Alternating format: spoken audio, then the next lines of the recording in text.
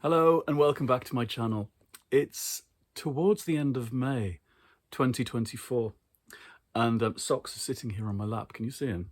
Socks, say hello to everyone. Nope, he's turning around. Socks, say hello. Bernard, say hello. Can you say hello to everyone? He's really not bothered about YouTube, I am sorry. Oh, no, he's off. He's offended. It's May, almost June 2024, which makes it about 30 years since I got a letter from the British Council and Vintage Books telling me that they wanted to buy a short story from me. My first short story sale, my first professional sale as a writer. At this point, I was in the process of doing my PhD on Angela Carter at Lancaster University, where I'd also done my degree and my MA in creative writing, and that was the course on which I wrote Does It Show?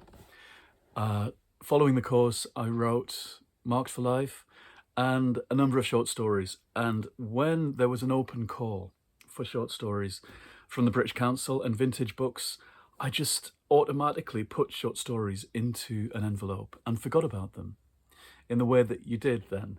You went in for everything. Oh, I did anyway. And this call was for new people to be in new writing. Mostly new writing was old people, established people, but they had slots for new people to come in.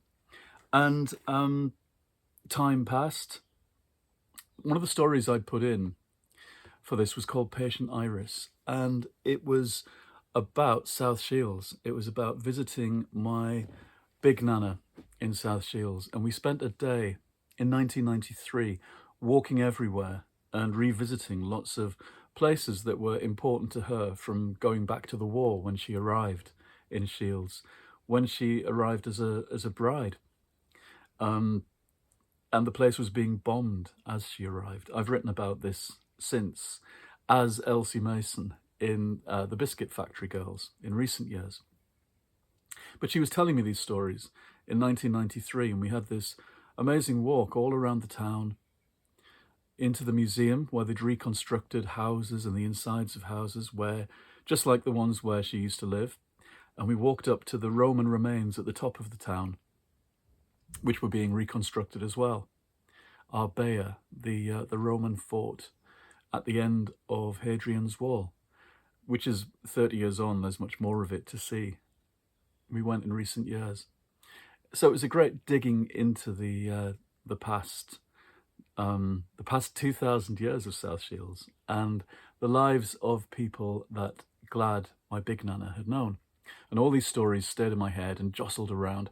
And while I was staying with her in Jarrow, I wrote this story that kind of spiraled round all these other stories and pulled them together into a kind of ghostly story, a magical realist story, quite short. And this was one of the stories I sent to A.S. Byatt and Alan Hollinghurst, who were editing this particular volume of New Writing 4. I forgot about it. And as you had to, you sent things off. I sent off my novels, all of them at that point. I'd sent them to all sorts of people. I did have an agent who hadn't taken me on yet, but who was looking at stuff. And she came on board a bit later, a little later. I got to about this time in 1994, and we were losing our student house. There were 3 of us, PhD students, living by the canal in Lancaster in this amazing house that was decorated in this kind of extravagant way. It was a very gay house, owned by a gay Scottish chef, who I never met, actually. But there were chandeliers and a piano and a 1940s settee and a patio with French windows. It felt very opulent to people who'd lived in, quite shabby student places. I guess if I look back now, it probably wasn't as fancy as all that, but it felt it. We were losing this house, and I had to move back to Newton Aycliffe for the summer to live cheaply in our council house. And my family were away with my stepdad, who was working abroad. So I had to go and live in this council house by myself for the summer. and I was writing. I was quite depressed, I think. I'd started using the gym, so that was making me feel better. I'd given up smoking, so that was making me feel better. But I had sent out 1,000,000 envelopes and written 1,000,000 words, and nothing was coming back. And I had no boyfriend, and I'd had all kinds of unsatisfactory boyfriends in the kind of the past couple of years leading up to then. Jeremy was still 2 years away out of my life, and I think I was missing him in advance. But I went back to the idea was I was going back to Aycliffe, and I left Lancaster. This then friend of mine, there's a long story, gave me a lift back, packed my few belongings into the car she hired, and we drove back to Aycliffe over the Pennines, leaving this lovely house behind, leaving these lovely friends behind, leaving, it felt like, my post-grad life behind, and all the hopes I had of being an academic and being a writer and all those things. For a while it felt, am I going back to Newton Aycliffe to live, to not be the person I was hoping to be? The weird thing was, it takes about 2 hours to drive back, a bit less.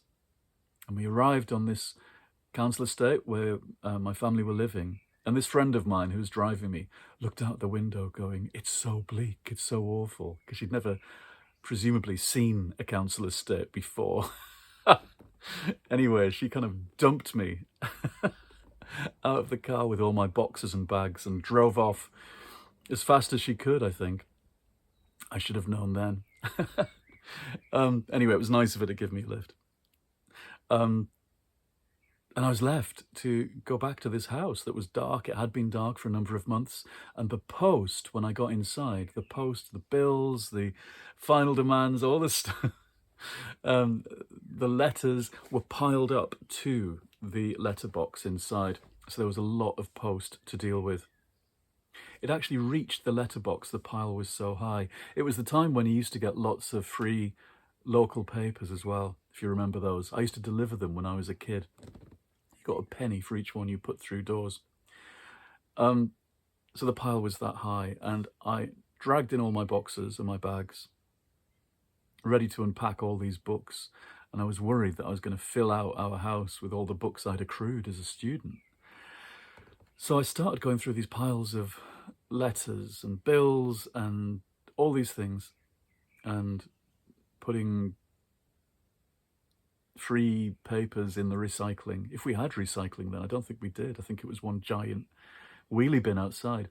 Anyway, the very last letter on the doormat of the hall, underneath all of these things, was a letter from Dr. Harriet Harvey Wood at the British Council, and she was in charge of this anthology, New Writing 4, and she was glad to say that the editors, Byatt and Hollinghurst, wanted to buy my short story, Patient Iris, for £100. Well, I'd never been paid for writing before. The most I'd got in those lines was a £50 book voucher from the English department at Lancaster University at the end of my first year for being the best. Which was a great thing to get, a great thing to return to campus with, £50 worth of books to buy. But this was the first time somebody was offering to give me money for something I'd written, something that was like, 1,000 words long. So I was cock-a-hoop. I'd never imagined that it would come like this. And also that it was so chancy. I mean, if I hadn't gone back home, if I hadn't gone back through that post, the letter would just lie there and the time would have expired and I would never have sold that story. It would never have appeared. So that's very odd to think about. It's all for a reason. I hate that. That sounds kind of fatalistic. But it is peculiar that I went home at that point, at the end of May, beginning of June, sometime around then, and picked out this letter and just about bit their hands off and said, yes, of course, I'd love to have this story published. What I love about it now, looking back 30 years, is that it's a story very much about working class people in the Northeast, in South Shields, looking back at the life of women like my Nana, and the Roman past of Tyneside, and all kinds of stuff that's very, very local to that area, that's very working class. And so it was going into this British Council book that was representing literature as it stood in the UK at that time. So I felt very proud, and I felt like they were listening. Literary London, often painted as snobby and silly and southern-centric and posh people-centric and all those things, was listening. It was actually listening to someone like me, 24 and living in the northeast or the northwest, depending on which side I was living. And they plucked me out of nowhere. They didn't have to have that story. They seized upon it. And when The Guardian reviewed it, that book, on the day of the launch, The Guardian picked it out as well. So I was very happy. The publication wasn't till the next year when I moved back to Lancaster. That's a whole other story. And the beginning of lots of other stories. But in the meantime, I thought I'd read you the short story that appeared in this New Writing 4, edited by A.S. Byatt and Alan Hollinghurst, with that cover by, what's his name? Oh, that's awful, I've forgotten his name. Hodgkin, Howard Hodgkin. Lots of these anthologies had his paintings, and I loved that kind of abstract expressionism. Right, this is my first published short story. Patient Iris. I'll just take a sip of tea first. And I have no cat listening to me, which is a terrible thing. She has a friend called Patient Iris, who lives at the top of the town by the Roman remains. Irises take a good while to open. She thinks if you sit them by the window, they stand a better chance. Iris is patient. She watches men reconstructing the Roman remains. At the top of the town, you can see all of South Shields, the grey flank of North Shields, the blue sash of sea. The Romans must have built here for the view. Their fort is vast. When they rebuild it, do they use the old stones, or do they have brand new, cut into shapes they've guessed at? She and Patient Iris watch them working, and the stones certainly looks fresh. Newer and more yellow even than those private estates they've been putting up. She feels bad about Patient Iris, who has turned bright yellow and sits all day and night by the phone. She is ready to ring out in case she has an emergency. Iris's bed sores are a sight to see. She has looked under Iris's nightgown at Iris's bidding. She instructed Patient Iris to sit by her window, to get some air, watch the world outside. Lying down all day can do no good for you, really. Fat, purple welts, all down the back of her, succulent like bursting fruit. Patient Iris can't quite remember, but didn't the coast here once freeze entirely? It's so high up.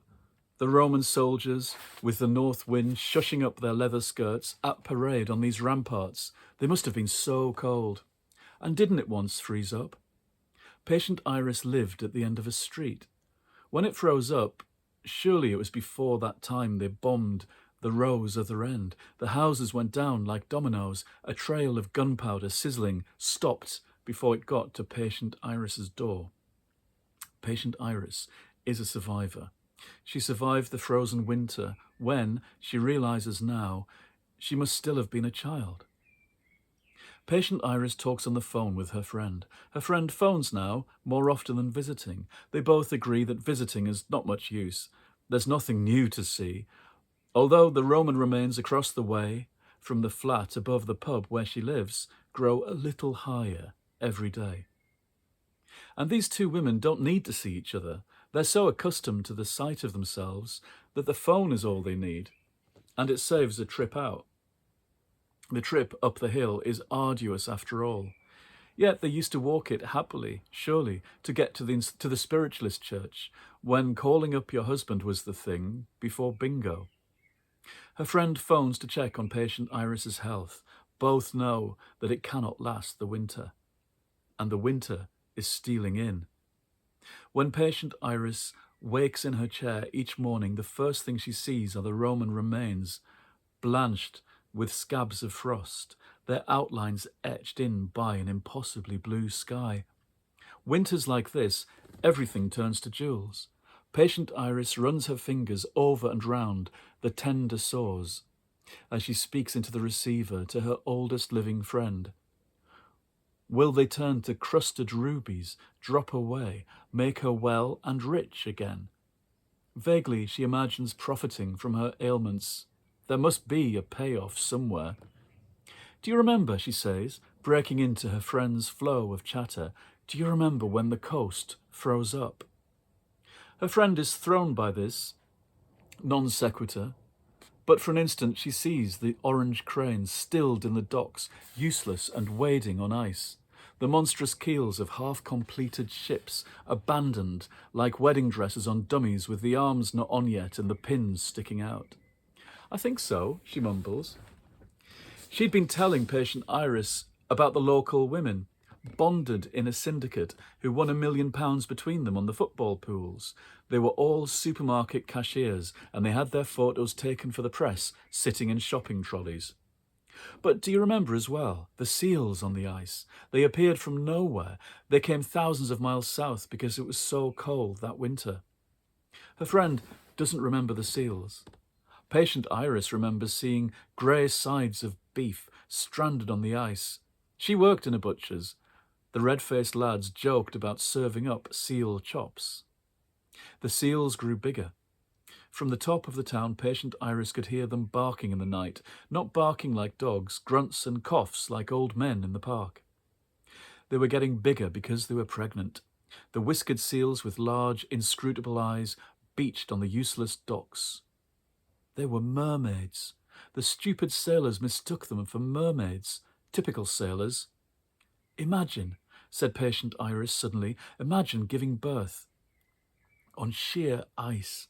Imagine being born onto sheer ice. You come out of that blubbery safeness straight onto the snow.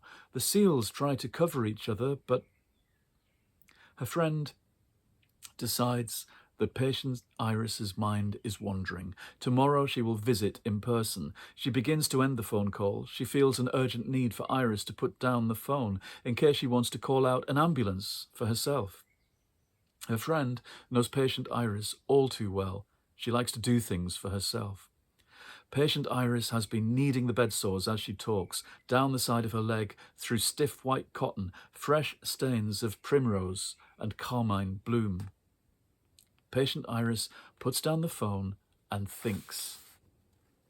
One night when the seals were barking out their birth pangs, she left the house in her nightie and slippers and walked down to the docks, the dark slumped shapes dividing and reproducing, unabashed on the exposed span of gleaming ice, the high pig squeals of baby seals, the mothers rolling over, moist with their own cooling gels, careful not to slip and crush the bairns.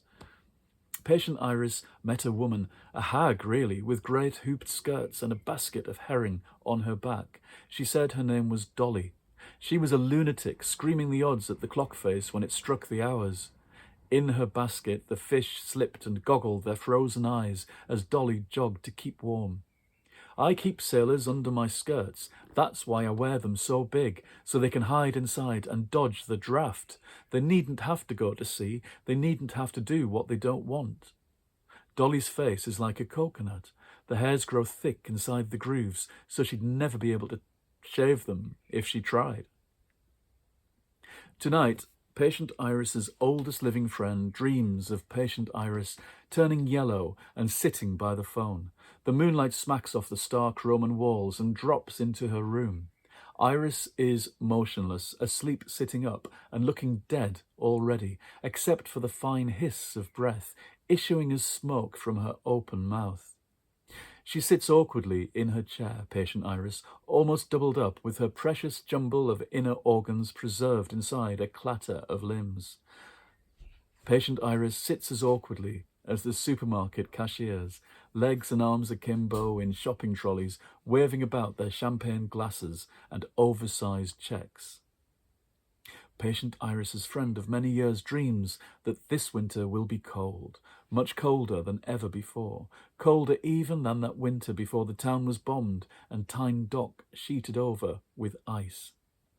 Colder still, and the archaeologists decide they must down tools and abandon the Roman remains until spring. It's so cold that they become frightened. This is the kind of cold that crystallizes fragments of lost souls in the air. They rekindle themselves and brighten when it comes in dark. Centurions gather on the ramparts in their leather skirts, with the wind whistling about them, their eyes dead and quartz. In the cold imagined by Iris's friend, the Roman remains can complete themselves at the top of the town. Old outlines glisten silver in the air, tugging at each other, stirring the air to recall what once stood there. Moisture freezes, clicks into place, recreates a fabulous ice palace on the reconstructed site at the top of the town, above the frozen docks, above the window of patient Iris. Her window is open, and the time is right for irises to open, unseasonably, perhaps even dangerously, midwinter. But what does patient Iris care for danger now? She is open to the elements. Her sores have opened her right up to the harshest the north can offer. The cold of the north heals up patient Iris forever. Her gasping, fish-like, collapsing internal organs stop in their tracks and freeze. Her bed sores harden. Patient Iris reaches with one arthritic hand to splash a little scent behind each ear before she allows the cold to come over her entirely. The scent catches at each earlobe and dangles there in perfect cut crystals. And now patient Iris is laminated forever into a clear envelope of ice. The fate of those who live at the extremes, like here. It's the first time she's fancied walking in ages. Perhaps Dolly will still be about, saving sailors or Roman centurions, pushing them under her voluminous skirts. Patient Iris stops by the docks to see the seal mothers return, and sure enough, she is rewarded by the sight of their stolid, hard-working bodies. Patient Iris is much braver now that she's left the phone off the hook and she can wear her bed sores as jewels. She will skate over the ice to see how the burgeoning families are doing. She will talk to the snorting, whiskered mothers through their difficult night as their children are slapped out like old shoes onto the bloodied glass. And that was it. That was my first story, which came out in, I guess, March 95, the following year. But it was May or June 94 that I first found out that it was coming out. And it changed everything, and I felt that the world was receptive to what I was doing. In the end, I might have been wrong about that, but I still think for a moment there, I was doing the right thing, and I still think it's a good story. Anyway, I will see you again in the next episode. I hope you're all well. Goodbye.